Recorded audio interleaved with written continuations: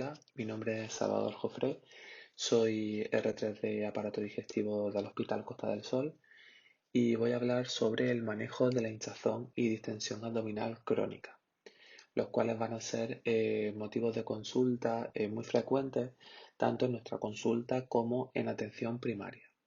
Y además, el hecho de que sean unas condiciones difícilmente objetivables y medibles, junto con una fisiopatología que va a ser muy variada y poco conocida, y junto con una falta de enfoques terapéuticos bien establecidos y efectivos, hace que suponga un verdadero reto tanto para el paciente como para nosotros.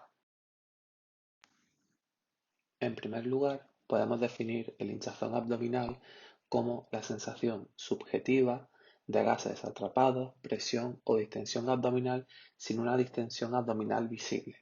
Los pacientes lo van a definir como una sensación de presión o sensación de plenitud. En cuanto a la distensión abdominal, lo podemos definir como la manifestación física objetiva de un aumento mesurable de la circunferencia abdominal y que los pacientes lo van a definir como un globo o como si estuviesen embarazados. En cuanto a la prevalencia, nos encontramos en la población sana una prevalencia de en torno al 16-31%, siendo más frecuente en el caso de mujeres respecto a hombres. Por otro lado, cuando se asocia a otros trastornos funcionales, suele tener una prevalencia bastante más elevada. Y en el caso de asociarse al síndrome de intestino irritable, se encuentra en torno al 66-90%, siendo más frecuente en los casos de síndrome de intestino irritable con predominio de estreñimiento.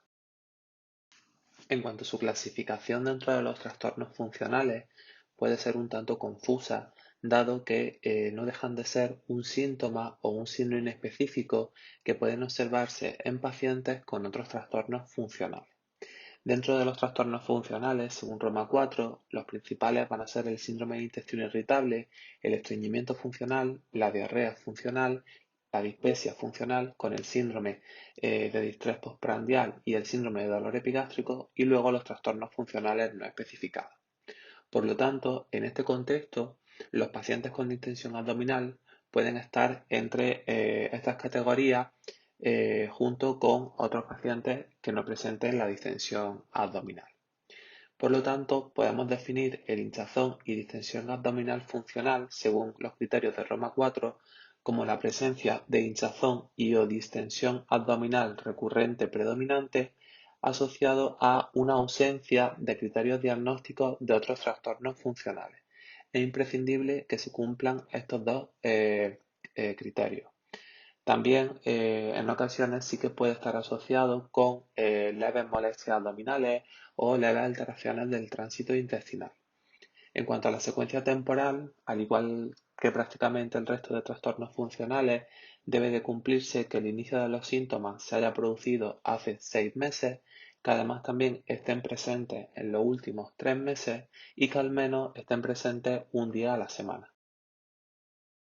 En la fisiología del gas gastrointestinal decimos que el volumen de gas intestinal es entre 100 y 300 mililitros y además también va a estar compuesto fundamentalmente por nitrógeno, oxígeno, dióxido de carbono, hidrógeno, metano y pequeñas cantidades de gases sulfurosos que son los responsables del mal olor.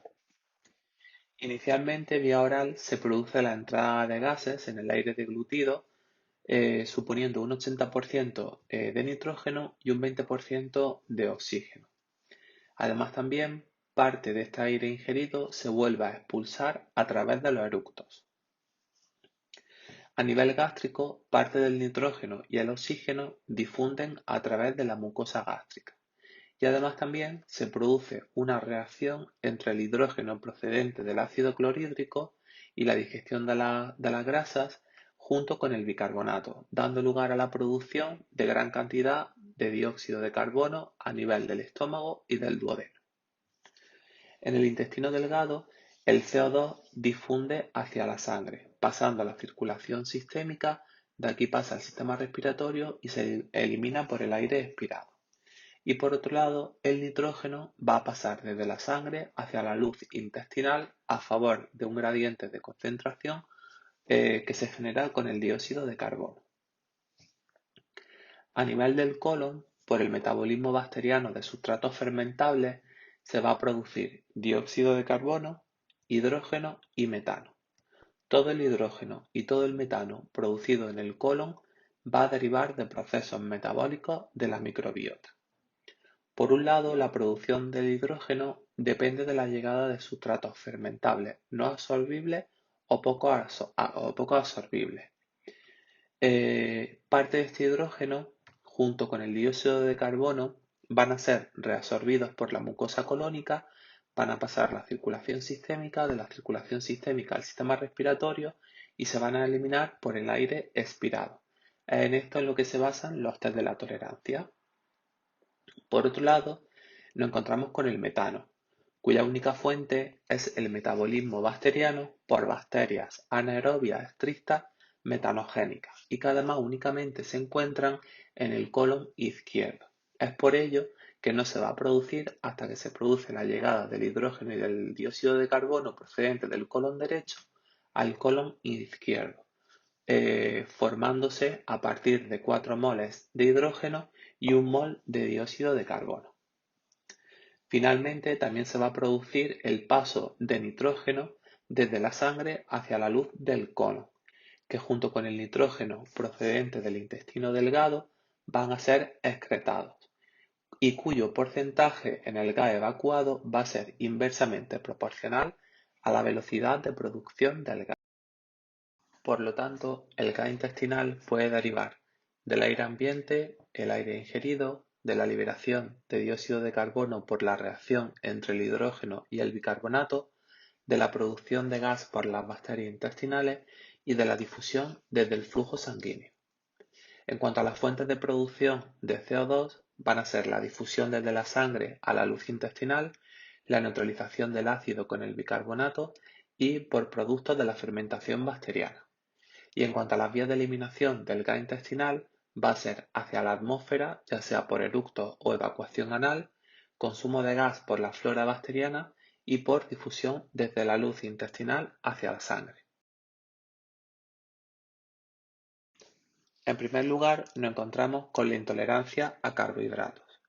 Existen cada vez más evidencias científicas que apoyan el papel de la dieta en el desarrollo de la distensión y la hinchazón abdominal, como va a ser una dieta rica en fibra o en hidratos de carbono no absorbibles o poco absorbibles. En esto desempeñan un papel importante los denominados FODMAP, un conjunto de carbohidratos con difícil absorción a nivel de intestino delgado de forma fisiológica, cuya fermentación por las bacterias del colon van a liberar grandes cantidades de gas, favoreciendo la liberación de agua a nivel de la luz intestinal por efecto osmótico, favoreciendo a su vez el desarrollo de síntomas, entre ellos la distensión y la hinchazón abdominal. Se trata de un concepto relativamente nuevo que implica considerar como un solo grupo con efectos sumatorios los distintos grupos de carbohidratos, que antes eran considerados de forma separada e independiente. Dentro de los FODMAP nos vamos a encontrar la lactosa, la fructosa, los fructanos y galactanos y los polioles. En cuanto a la prevalencia de la intolerancia a carbohidratos, supone un 20% en la población general, mientras que cuando se asocia a otros trastornos gastrointestinales supone en torno a un 60%. Si bien es cierto, la verdadera prevalencia de la intolerancia a los carbohidratos no está clara, ya que la intolerancia a los carbohidratos no se corresponde necesariamente con la malabsorción de carbohidratos en las pruebas del aliento. Por otro lado, es importante reseñar que los FODMAP o no se absorben o se absorben parcialmente. Por lo tanto, su presencia en el intestino delgado distal y en colon proximal va a ser fisiológica, dando lugar a la producción de gas en todos los individuos, de modo que por sí solos no van a ser los responsables de los síntomas en pacientes con distensión e hinchazón abdominal crónica. Es por ello que debemos pensar en otros factores asociados aparte de la dieta. Otros factores asociados van a ser el sobrecrecimiento bacteriano y la alteración de la microbiota. Aunque no hay estudios de prevalencia de sobrecrecimiento o que impliquen la microbiota intestinal con la distensión e hinchazón abdominal funcional. Por un lado, en el sobrecrecimiento bacteriano nos vamos a encontrar con una prevalencia en sujetos sanos de hasta un 20%. Sin embargo, en sujetos con síndrome de intestino irritable va a ser de hasta un 78%. En este caso, el exceso de bacterias a nivel de intestino delgado asociado a una alta carga de hidratos de carbono producidos por los FODMAP va a favorecer la fermentación bacteriana y por consiguiente va a aumentar la distensión e hinchazón abdominal. En cuanto a la alteración de la microbiota, comparando pacientes con síndrome de intestino irritable versus sujetos sanos, se vio que una dieta flautulenta rica en hidratos de carbono no absorbibles aumentaba la producción de gas y ácidos orgánicos, además también aumentaba la intensidad de la sintomatología y se vio que había una alteración de la microbiota, con aumento de Firmicutes y disminución de bacterioides, lactobacillus y bifidobacterias. Por otro lado, nos encontramos con la disinergia abdominofrénica, que consiste en la alteración en los mecanismos de acomodación de la pared abdominal, que incluyen los músculos abdominales anteriores, los intercostales y el diafragma. En situaciones normales, con las variaciones fisiológicas del contenido intraabdominal, ya sea con la ingesta, llenado o vaciamiento vesical, la defecación, se van a producir mecanismos de adaptación con contracción de la musculatura anterior del abdomen y con ascenso del diafragma.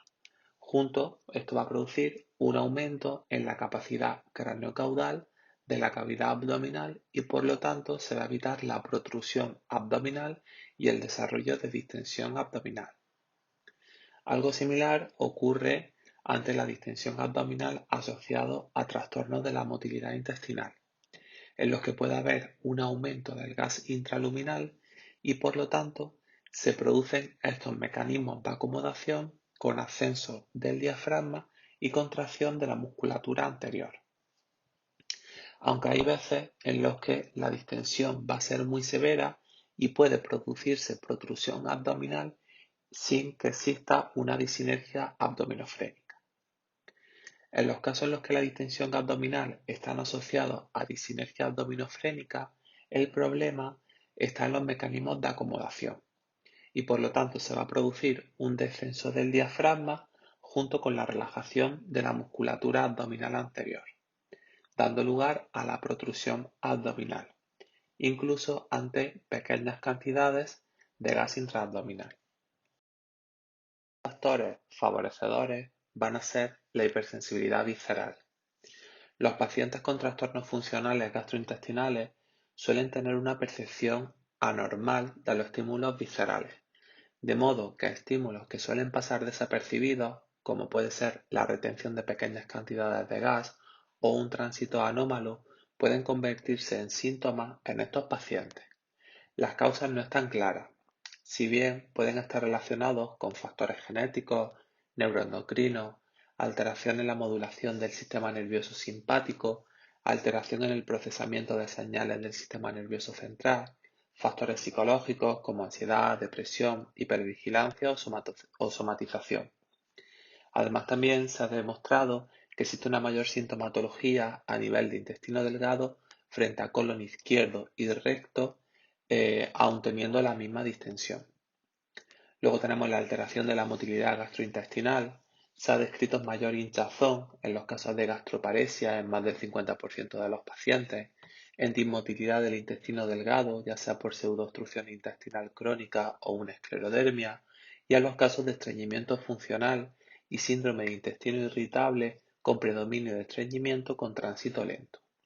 Y otro factor puede ser la disfunción del suelo pélvico, lo cual puede dificultar la evacuación de heces y flatos, favoreciendo la distensión y la hinchazón abdominal. Por otro lado, dentro de las causas de hinchazón y distensión crónica, debemos diferenciar entre causas orgánicas y causas funcionales. Dentro de las causas orgánicas nos encontramos con el sobrecrecimiento bacteriano, la intolerancia a carbohidratos, enfermedad celíaca, insuficiencia pancreática, cirugía gastroesofágica previa, obstrucción gástrica, gastroparesia, citis, las neoplasias, tanto gastrointestinales como ginecológicas, hipotiroidismo, adiposidad, la diverticulosis y la pseudoobstrucción intestinal crónica.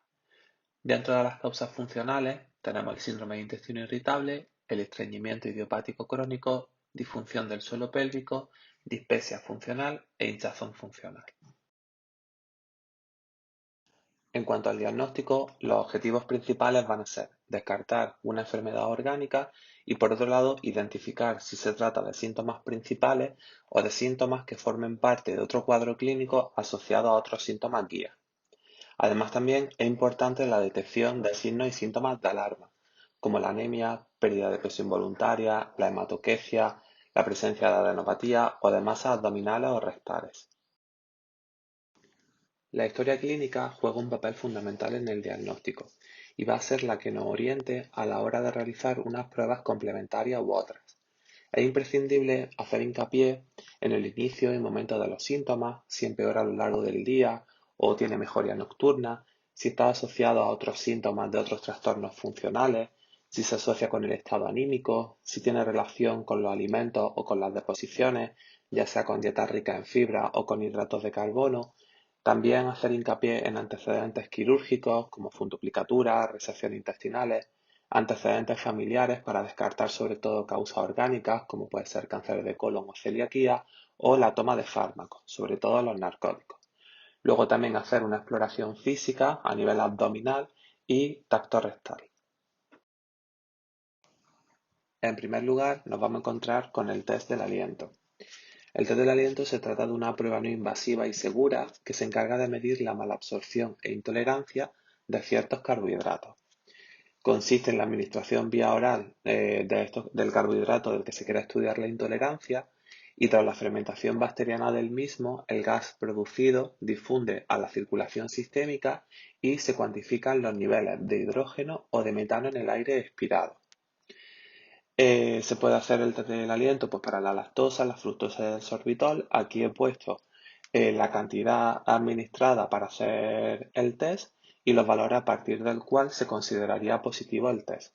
Y luego también para el sobrecrecimiento bacteriano se puede hacer con la administración de lactulosa o glucosa. Y también he puesto los valores a partir de los cuales se consideraría positivo el test.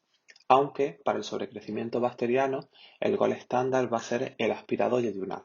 Sin embargo, no se suele hacer de rutina ya que va a ser una prueba más invasiva y cruenta. También es importante destacar que un test positivo va a ser indicativo de malabsorción, ¿vale? Y la intolerancia se va a producir cuando se produzcan síntomas secundarios a esta malabsorción. Es por este motivo por el que comenté en una de las diapositivas anteriores que la verdadera prevalencia de la intolerancia no está clara, ¿vale? Ya que en ocasiones la malabsorción no tiene por qué producir síntomas. Y luego, por otro lado, tenemos la serología para la celiaquía, con la transglutaminasa tisular y la IgA, que en el caso de ser positiva, se realizará endoscopia digestiva alta para confirmación histológica. Otras pruebas complementarias que podemos realizar van a ser las pruebas endoscópicas ante la presencia de síntomas de alarma o ante sospecha de obstrucción gástrica, gastroparesia o dispepsia funcional. Además, también nos permite la toma de biopsias para descartar patología orgánica o confirmar sospechas diagnósticas. En cuanto a las pruebas de imagen, una radiografía abdominal inicialmente para hacer una valoración del volumen de gas intraabdominal, de si existe o no distensión de asa o la presencia de volumen en heces. Exámenes por fluoroscopia, como el tránsito varitado o el enema opaca, para estudios de trastornos de la motilidad y descartar patología orgánica. Luego tenemos el TAC o la enteroresonancia, que también nos permite descartar patología orgánica e incluso hacer una valoración previa en pacientes con sospecha de disinergia abdominofrénica. Las pruebas de función gastrointestinal, la gammagrafía para gastroparesia, vaciamiento gástrico acelerado o evaluación completa del tránsito gastrointestinal. La manometría gastrointestinal, que mide las presiones generadas desde antro hasta yeyuno, valorando así la motilidad según las ondas motoras registradas. La cápsula de motilidad inalámbrica, que se utiliza para hacer una evaluación completa del tránsito gastrointestinal y va a medir diferentes parámetros, como puede ser la presión de la onda, el pH, el tiempo de tránsito o la temperatura. El barostato gástrico y el SPECT-TAC, que se encargan de medir las alteraciones de la acomodación gástrica.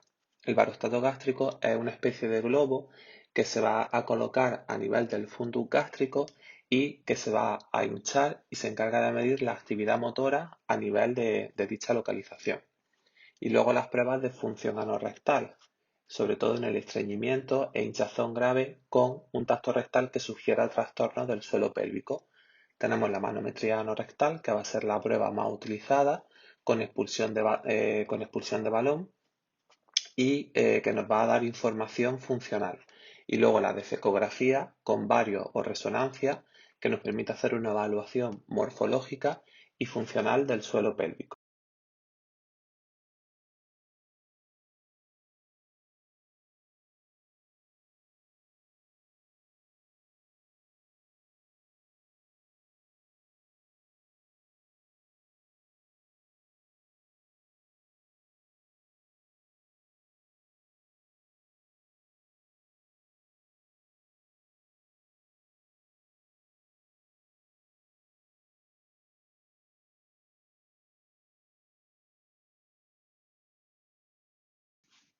En cuanto al tratamiento, no existen guías específicas ni algoritmos para el tratamiento de estos pacientes.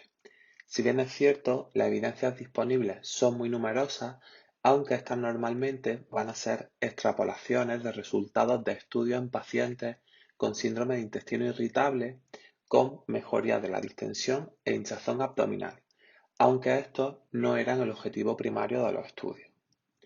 Es imprescindible hacer un enfoque individualizado del paciente. Por un lado, a la derecha nos encontramos con las recomendaciones dietéticas y hábitos saludables de la guía NICE para el tratamiento de los síntomas del síndrome de intestino irritable, que incluye restricciones dietéticas, limitando el consumo de fibra y alimentos flautulentos, además de otras recomendaciones relacionadas con hábitos y formas de comer, que ha mostrado una mejoría sintomática en hasta el 46% de los pacientes con síndrome de intestino irritable tras 4 semanas siguiendo estas recomendaciones. Por otro lado, nos vamos a encontrar con las dietas bajas en FODMAP, que ha demostrado también mejoría sintomática en estudios realizados en pacientes con síndrome de intestino irritable, donde se producía reducción de la distensión abdominal, reducción del dolor abdominal y de la diarrea, con una tasa de respuesta entre el 50 y el 86%, tras un mantenimiento de unas 6-8 semanas.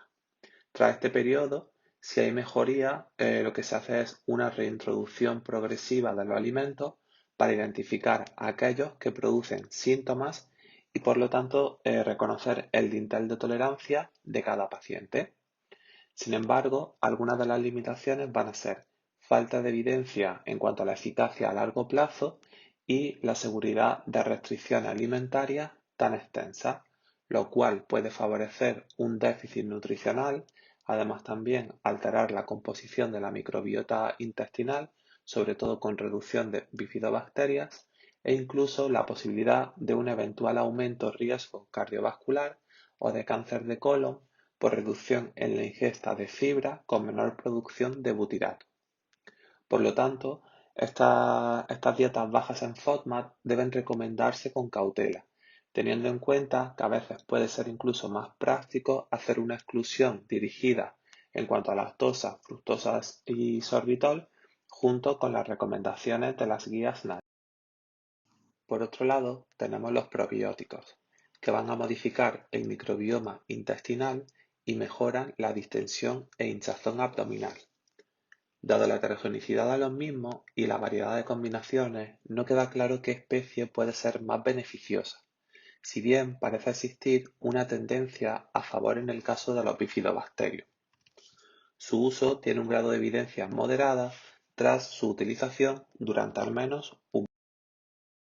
En cuanto al uso de antibióticos, tenemos la rifaximina para los casos de sobrecrecimiento bacteriano, que va a ser un antibiótico derivado de la rifampicina no absorbible con muy buen perfil de seguridad. Por lo tanto, se encarga de modificar la microbiota intestinal con reducción en la producción bacteriana de gas por exceso de fermentación. Además, también tras el tratamiento, la mejoría sintomática global se va a corresponder con la normalización del hidrógeno en el test del aliento con lactulosa.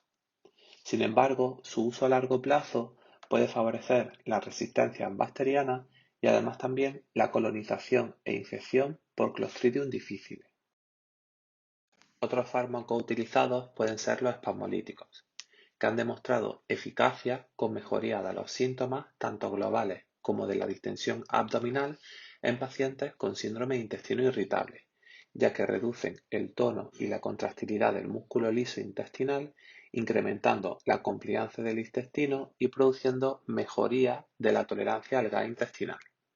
Los más eficaces parecen ser la ioscina y el bromuro de otilonio. Otros son los fármacos secretagogos, que aumentan la secreción de agua y cloro hacia la luz intestinal, estimulando el tránsito intestinal. Tenemos la lubiprostona y la linaclotida.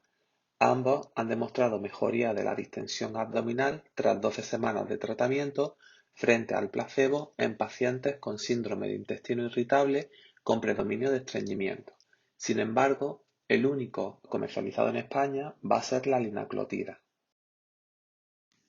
También van a ser útiles los procinéticos y los neuromoduladores. Los procinéticos van a ser un grupo muy heterogéneo de fármacos que se encargan de estimular la motilidad intestinal y mejorar el vaciamiento gástrico. Son útiles en el tratamiento de síntomas relacionados con trastornos funcionales como la dispepsia funcional, el estreñimiento crónico idiopático, el síndrome de intestino irritable o la gastroparesia. Sin embargo, los datos van a ser limitados para el tratamiento de la hinchazón y la distensión abdominal crónica. Los estudios realizados han demostrado eficacia para la neostigmina, la piridostigmina y la prucaloprida. Si bien es cierto, van a ser datos de ensayos de pequeño tamaño muestral, estudios experimentales o en relación con mejoría de la distensión abdominal como síntoma de otros trastornos funcionales.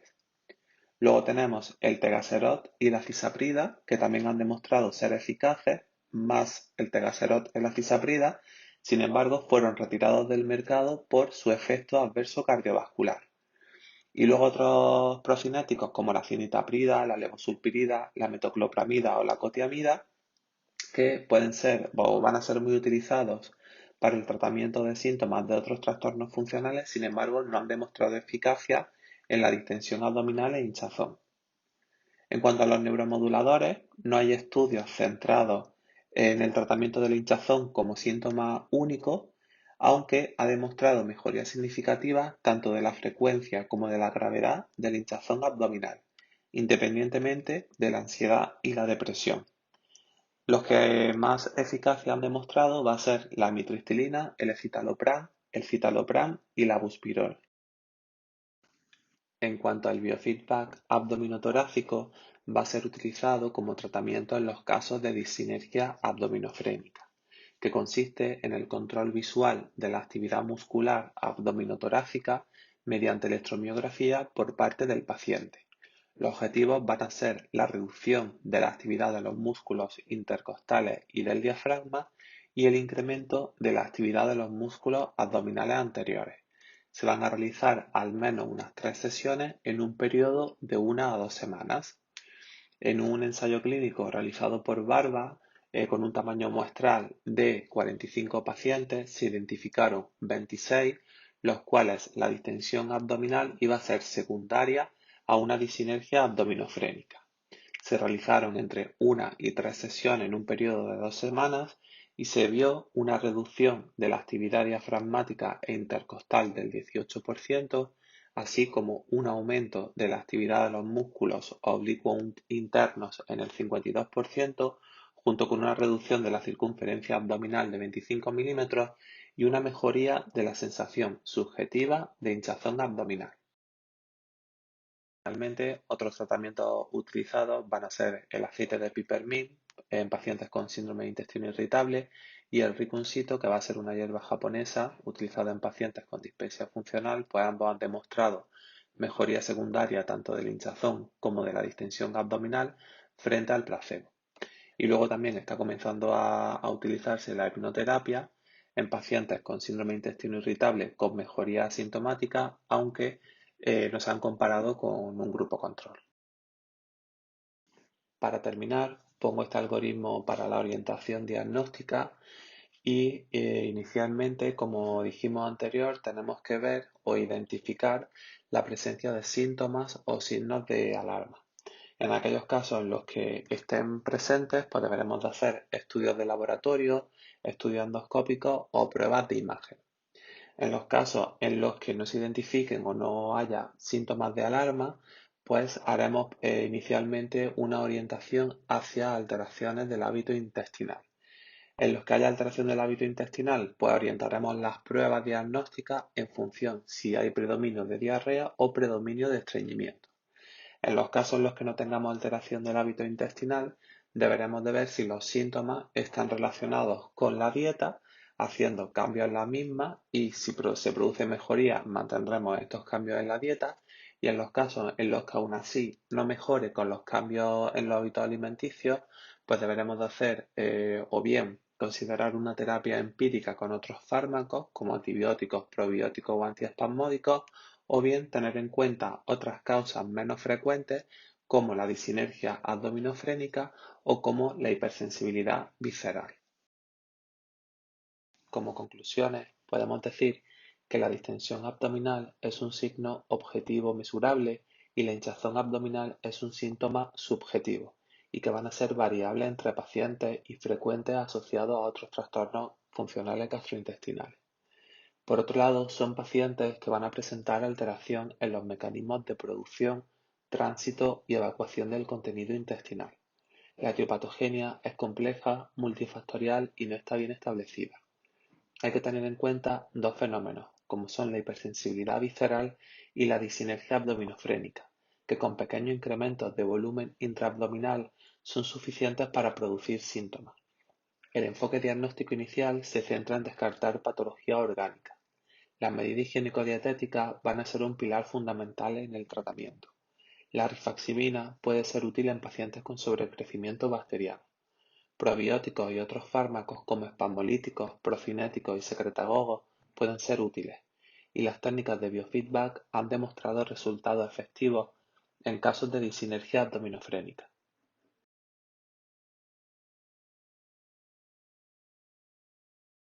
Bueno, hasta aquí la presentación. Daros las gracias y nada, deciros que si tenéis alguna duda o algún tema del que os gustaría que hablásemos, nos lo dejéis escrito en los comentarios.